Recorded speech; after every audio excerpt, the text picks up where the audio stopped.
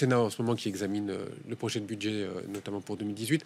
Est-ce que vous soutiendrez l'amendement venu de la droite de Philippe Dallier qui vise à augmenter la TVA sur les travaux de rénovation? Ils sont à 5,5 aujourd'hui, ils pourraient monter à 10%. Est-ce que vous allez soutenir cet amendement?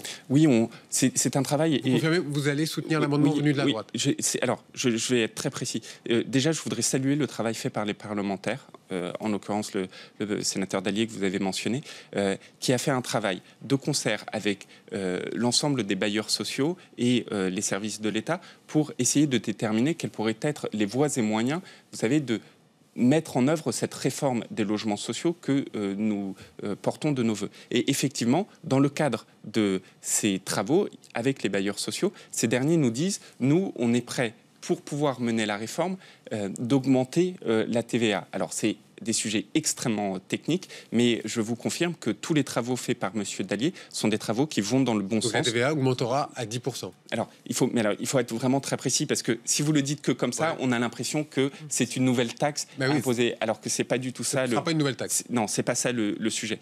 De quoi parle-t-on? On sait aujourd'hui que les logements sociaux nécessitent une réforme en profondeur, encore une fois, au bénéfice des Français. Qu'est-ce qu'il faut faire? D'abord, il faut regrouper les bailleurs sociaux.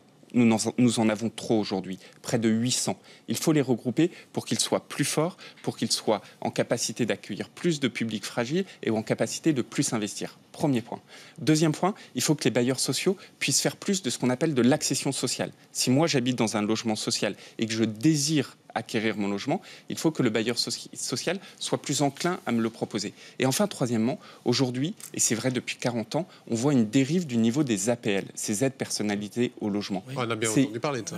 Oui. Je vous le confirme. C'est 18 milliards d'euros aujourd'hui. Si on ne fait rien, on sait tous qu'on va dans le mur.